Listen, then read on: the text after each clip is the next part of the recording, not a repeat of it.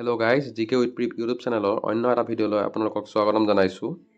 Assam history ABUB আৰু SI পৰীক্ষাত সুবিধা হোৱাকৈ আমি যি 500 MCQ চিৰিজ আৰম্ভ কৰিছিলোঁ তাৰ আজি আমি দ্বিতীয় পাৰ্টটোৰ বিষয়ে আলোচনা কৰিম। প্ৰথম প্ৰশ্নটো হৈছে প্ৰাচীন অসমৰ ঐতিহাসিক বিৱৰণ কোন ৰাজবংশৰ প্ৰতিষ্ঠাৰ পাছত আৰম্ভ হৈছিল? ইয়াৰ শুদ্ধ উত্তৰটো হৈছে বৰ্মন বংশৰ। আজিৰ দ্বিতীয় প্ৰশ্নটো হৈছে বৰ্মন বংশৰ আগৰ ৰাজবংশটোৰ নাম কি আছিল? ইয়াৰ শুদ্ধ উত্তৰটো হৈছে ভৌম বংশ। আজিৰ তৃতীয় প্ৰশ্নটো হৈছে সমুদ্ৰগুপ্তৰ এলাহাবাদ স্তম্ভত শিলালিপিত অসমৰ কোন ঠাইৰ কথা উল্লেখ আছে? ইয়াৰ শুদ্ধ উত্তৰটো হৈছে ডবকাৰ কথা উল্লেখ আছে। আজিৰ পৰৱৰ্তী প্ৰশ্নটো হৈছে বৰ্মন বংশৰ প্ৰতিষ্ঠাপক কোন আছিল? ইয়াৰ শুদ্ধ উত্তৰটো হৈছে পুষ্য বৰ্মন। আজিৰ পৰৱৰ্তী প্ৰশ্নটো হৈছে বৰ্মন বংশৰ ৰাজধানী কি আছিল? ইয়াৰ শুদ্ধ উত্তৰটো হৈছে প্ৰাগজ্যোতিষপুৰ। আজিৰ পৰৱৰ্তী প্ৰশ্নটো হৈছে সমুদ্ৰগুপ্তৰ সমসাময়িক বৰ্মন বংশৰ কোনজন ৰজা আছিল? ইয়াৰ শুদ্ধ উত্তৰটো হৈছে পুষ্য বৰ্মন। কোনজন বৰ্মন বংশৰ ৰজাক মহাৰাজা ধীৰাজ নামে জনা গৈছিল? ইয়াৰ শুদ্ধ উত্তৰটো হৈছে পুষ্য বৰ্মন। পৰৱৰ্তী প্ৰশ্নটো হৈছে কোনগৰাকী কামৰূপৰ ৰাজকুমাৰী কাশ্মীৰৰ ৰজা মেঘবাহনৰ লগত বিয়া কৰা হৈছিল? ইয়াৰ শুদ্ধ উত্তৰটো হৈছে অমৃতপ্ৰভা। অমৃতপ্ৰভা কোনজন ৰজাৰ জীয়েক আছিল? ইয়াৰ শুদ্ধ উত্তৰটো হৈছে বালা বৰ্মন।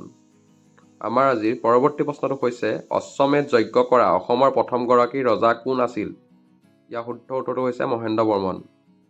আজিৰ পৰৱৰ্তী প্ৰশ্নটো হৈছে মহাভূতা বৰ্মন কি নামেৰে জনপ্ৰিয় আছিল? ইয়াৰ শুদ্ধ উত্তৰটো হৈছে ভূতি বৰ্মন। পৰৱৰ্তী প্ৰশ্নটো হৈছে কুমাৰ ৰজা উপাধি কাক দিয়া হৈছিল? ইয়াৰ শুদ্ধ উত্তৰটো হৈছে ভাস্কৰ বৰ্মনক।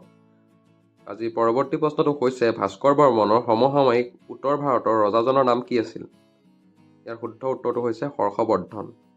কোনজন কামৰূপী ৰজাই হৰ্ষবৰ্ধনৰ লগত বন্ধুত্ব স্থাপন কৰিছিল? ইয়াৰ শুদ্ধ উত্তৰটো হৈছে বালা বৰ্মন। প্ৰাচীন কামৰূপত ব্ৰহ্মদয়া ভূমি কাক উপহাৰ দিয়া হৈছিল? ইয়াৰ শুদ্ধ উত্তৰটো হৈছে ব্ৰাহ্মণসকলক।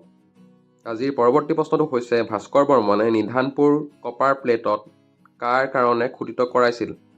ইয়াৰ শুদ্ধ উত্তৰটো হৈছে ব্ৰাহ্মণৰ কাৰণে। হিউৱেন চাং কাৰ দিনত অসমলৈ আহিছিল? ইয়াৰ শুদ্ধ উত্তৰটো হৈছে ভাস্কৰ বৰ্মনৰ দিনত। চীনা পৰিব্ৰাজক হিউৱেন-চাঙে কাক উত্তৰ পূব ভাৰতৰ ৰজা বুলি কৈছিল? ইয়াৰ শুদ্ধ উত্তৰটো হৈছে ভাস্কৰ বৰ্মনক। পৰৱৰ্তী প্ৰশ্নটো হৈছে নালন্দা বিশ্ববিদ্যালয়ৰ কোনজন বিখ্যাত শিক্ষকৰ অনুৰোধ মৰ্মে চীনা পৰিব্ৰাজক হিউৱেন-চাং কামৰূপলৈ আহিছিল? ইয়াৰ শুদ্ধ উত্তৰটো হৈছে শিলাভদ্ৰৰ অনুৰোধ মৰ্মে। আজিৰ পৰৱৰ্তী প্ৰশ্নটো হৈছে কামৰূপৰ কথা উল্লেখ থকা হিউৱেন-চাঙৰ বিখ্যাত কিতাপখনৰ নাম কি? ইয়াৰ শুদ্ধ উত্তৰটো হৈছে চি.ইউ.কি। আজিৰ পৰৱৰ্তী প্ৰশ্নটো হৈছে হিউৱেন-চাঙে ভাস্কৰ বৰ্মনৰ কি উপহাৰ গ্ৰহণ কৰিছিল? ইয়াৰ শুদ্ধ উত্তৰটো হৈছে এই কেপ। সেই কেপটোৰ নাম আছিল হোলালি। আজিৰ পৰৱৰ্তী প্ৰশ্নটো হৈছে হিউৱেন-চাঙৰ মতে কামৰূপলৈ দূৰত্ব কিমান? ইয়াৰ শুদ্ধ উত্তৰটো হৈছে 1700 মাইলছ। পৰৱৰ্তী প্ৰশ্নটো হৈছে হিউৱেন-চাঙৰ মতে ভাস্কৰ বৰ্মনৰ কাষ্ট কি আছিল? এই প্ৰশ্নটোৰ শুদ্ধ উত্তৰটো হৈছে কাষ্ট ব্ৰাহ্মীণ আছিল। আজিৰ পৰৱৰ্তী প্ৰশ্নটো হৈছে হিউৱেন-চাঙৰ মতে কামৰূপলৈ আহোঁতে কোনখন নদী পাৰ হৈ যাব লগা হৈছিল? ইয়াৰ শুদ্ধ উত্তৰটো হৈছে কৰতীয়া নদী। আজিৰ পৰৱৰ্তী প্ৰশ্নটো হৈছে নালন্দা বিশ্ববিদ্যালয়ত নিজৰ মোহৰ এৰি থৈ যোৱা কামৰূপৰ ৰজাজনৰ নাম কি আছিল? এই প্ৰশ্নটোৰ শুদ্ধ উত্তৰটো হৈছে ভাস্কৰ বৰ্মন। ভাস্কৰ বৰ্মনৰ দিনত কামৰূপত প্ৰধান কি উদ্যোগ আছিল? ইয়াৰ শুদ্ধ উত্তৰটো হৈছে নাও বনোৱা উদ্যোগ আছিল। আজিৰ পৰৱৰ্তী প্ৰশ্নটো হৈছে হিউৱেন-চাঙৰ লিখনিত উল্লেখ থকা দুটা ফলৰ নাম কি আছিল?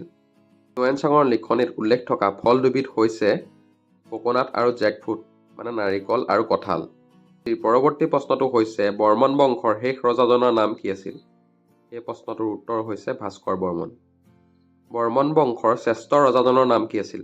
এই প্ৰশ্নটোৰ উত্তৰ হৈছে ভাস্কৰ বৰ্মন। পৰৱৰ্তী প্ৰশ্নটো হৈছে বৰ্মন বংশৰ পতনৰ পাছত কোনটো ৰাজবংশৰ শাসন আৰম্ভ হৈছিল?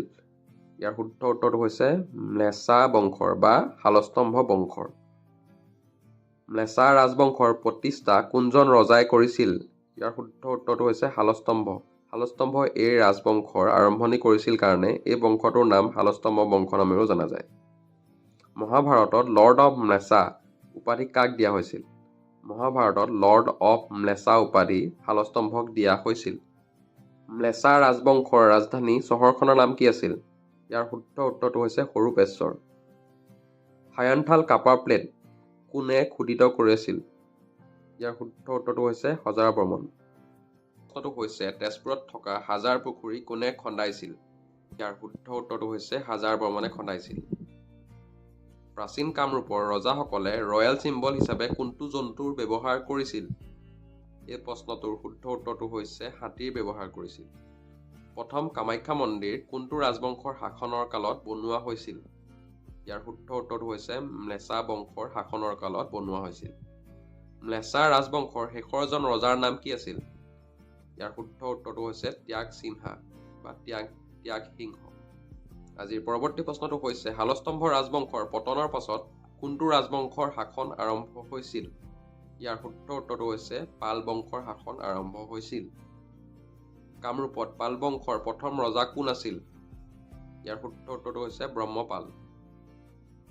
আজিৰ পৰৱৰ্তী প্ৰশ্নটো হৈছে পাল বংশৰ ৰাজধানী চহৰখনৰ নাম কি আছিল? ইয়াৰ শুদ্ধ উত্তৰটো হৈছে দুৰ্জয় নগৰ। কোনজন পাল ৰজাই দুৰ্জয়ক পাল বংশৰ ৰাজধানী পাতিছিল? ইয়াৰ শুদ্ধ উত্তৰটো হৈছে ৰত্নপালে পাতিছিল। আজিৰ পৰৱৰ্তী প্ৰশ্নটো হৈছে হয়গ্ৰীৱ মাধৱ মন্দিৰ প্ৰথমে কোন ৰাজবংশই নিৰ্মাণ কৰিছিল? ইয়াৰ শুদ্ধ উত্তৰটো হৈছে পাল ৰাজবংশই নিৰ্মাণ কৰিছিল। আজিৰ পৰৱৰ্তী প্ৰশ্নটো হৈছে পাল ৰাজবংশৰ শেষৰজন ৰজাৰ নাম কি আছিল? ইয়াৰ শুদ্ধ উত্তৰটো হৈছে জয়পাল। প্ৰাচীন অসমত কোনবিধ জন্তুৰ ব্যৱহাৰ বিশেষকৈ যুদ্ধৰ ক্ষেত্ৰত ব্যৱহাৰ হৈছিল? ইয়াৰ শুদ্ধ উত্তৰটো হৈছে হাতীৰ ব্যৱহাৰ। আজিৰ পৰৱৰ্তী প্ৰশ্নটো হৈছে কাছাৰৰ প্ৰাচীন নামটো কি আছিল? ইয়াৰ শুদ্ধ উত্তৰটো হৈছে হিড়িম্বাপুৰ। পৰৱৰ্তী প্ৰশ্নটো হৈছে অসমৰ ইতিহাসত মধ্যযুগৰ আৰম্ভণি কেতিয়া হৈছিল? ইয়াৰ উত্তৰটো হৈছে বেংগল চুলতানসকলৰ আক্ৰমণৰ পাছত। আফগানৰ অসম আক্ৰমণ কেতিয়াৰ পৰা আৰম্ভ হৈছিল? ইয়াৰ শুদ্ধ উত্তৰটো হৈছে 1206 চনৰ পৰা। আজিৰ পৰৱৰ্তী প্ৰশ্নটো হৈছে অসম আক্ৰমণ কৰা প্ৰথম মুছলমান শাসকজনৰ নাম কি আছিল? শুদ্ধ উত্তৰটো হৈছে বখতিয়াৰ খিলজী। বখতিয়াৰ খিলজীৰ কাৰ সেনাপতি আছিল? ইয়াৰ শুদ্ধ উত্তৰটো হৈছে কুতুবুদ্দিন আইবাক সেনাৰ সেনাপতি আছিল। আজিৰ পৰৱৰ্তী প্ৰশ্নটো হৈছে কামৰূপত কোনজন ৰজাৰ দিনৰ পৰা মহম্মদিয়ান আক্ৰমণ আৰম্ভ হৈছিল? ইয়াৰ শুদ্ধ উত্তৰটো হৈছে ৰজা পৃথুৰ দিনৰ পৰা। আজিৰ পৰৱৰ্তী প্ৰশ্নটো হৈছে কামৰূপত প্ৰথম ইছলামিক আক্ৰমণ কোনে প্ৰতিনিধিত্ব কৰিছিল? ইয়াৰ শুদ্ধ উত্তৰটো হৈছে বখতিয়াৰ খিলজীয়ে। বখতিয়াৰ খিলজীৰ অসম আক্ৰমণৰ কথা ক'ত উল্লেখ আছে? কানাই বৰশী বোৱা শিলালিপিত এই কথা উল্লেখ আছে। আজিৰ পৰৱৰ্তী প্ৰশ্নটো হৈছে বখতিয়াৰ খিলজীৰ অসম আক্ৰমণৰ পাছত অসমৰ কোনে প্ৰথম মুছলমান ধৰ্ম গ্ৰহণ কৰিছিল? এই প্ৰশ্নটোৰ উত্তৰ হৈছে আলী মেছ। আজি আমাৰ এই ছিৰিজৰ অন্তিমটো প্ৰশ্ন হৈছে কোনজন আক্ৰমণকাৰীয়ে কামৰূপৰ ৰজা পৃথুক হত্যা কৰিছিল? ইয়াৰ শুদ্ধ উত্তৰটো হৈছে নাছিৰুদ্দিনে। যদি আপোনালোকে ভিডিঅ'টো চাই ভাল পালে চেনেলটো লাইক আৰু ছাবস্ক্ৰাইব কৰি ল'ব। লগতে পৰৱৰ্তী প্ৰশ্নসমূহ চাবৰ বাবে চেনেলটো ছাবস্ক্ৰাইব কৰি ল'ব। আৰু এই চেনেলৰ PDF-সমূহ পাবৰ বাবে আমাৰ ডেছক্ৰিপশ্যন বক্সত থকা টেলিগ্ৰাম চেনেলটোত জইন হৈ ল'ব। ধন্যবাদ।